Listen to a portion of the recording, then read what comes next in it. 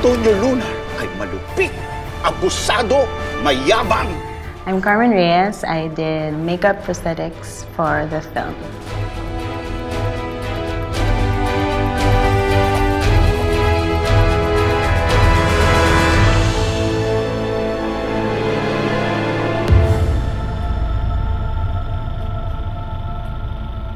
We did look tests for the main characters. We worked closely with our production designer, our director, and our casting team. If they had to color or cut their hair and grow out their mustaches, it's always better to have your actual mustache compared to having a fake one on.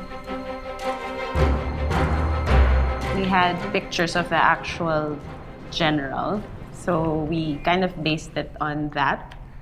John did not have a mustache, so he had to grow it out. So that was one of the main things. Yan. Ito sa'yo yung gel. Oh, i-gel mo na. And then, of course, we had to change his hair a bit so that it would fit the character as well. John was a trooper for it because there were days that he would be in blood all day and he just had to endure it sometimes. So yeah, he was a big trooper for that, for doing that. We had to do a lot of adjustments, particularly with Bing Pimentel. She played Luna's mom. Because she looked so young, we had to do a lot of work for that. So that also took a little while.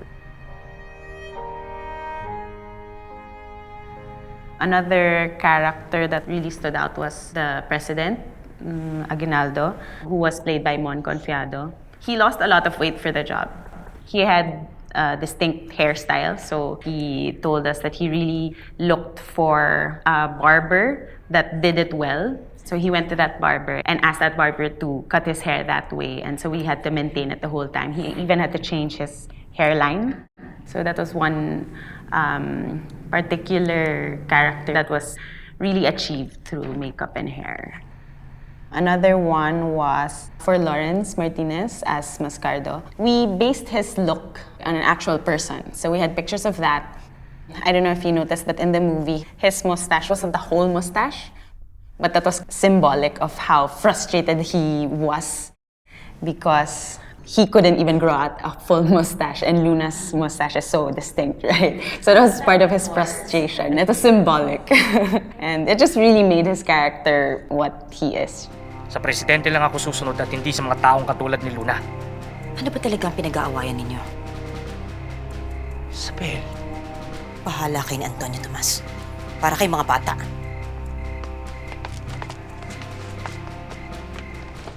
Pasensya ka na, Heneral Luna.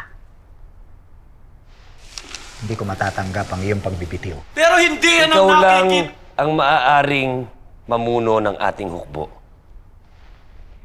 There was a scene where some of the characters had to age a little bit because we forwarded the scene to a couple of years. So one character was Noni Buencamino. So he had a mustache that was a fake mustache. So we kind of had to change the mustache into an older mustache, and even his hair also. So it helped them develop into a person that looked back maybe with regret, maybe with a lot of emotion also. We would have to constantly produce a lot of blood just for each scene, even just the background or the extras, they would have blood in the battle scenes. So it was a lot, even just on the floor. Each time we'd always have backup blood as well.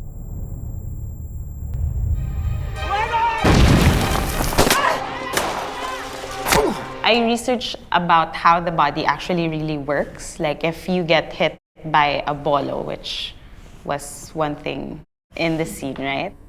How your body would react to that or how it would look. And so there, we basically tried to emulate that for the general and for the other characters as well. It's really a story to tell, and it hasn't really been told. Just the research and preparation that went on before actual shooting. We really took a lot of time and research to be able to do it. The best part, I guess, it was being able to do that, being able to say that you accomplished that. That's a great part.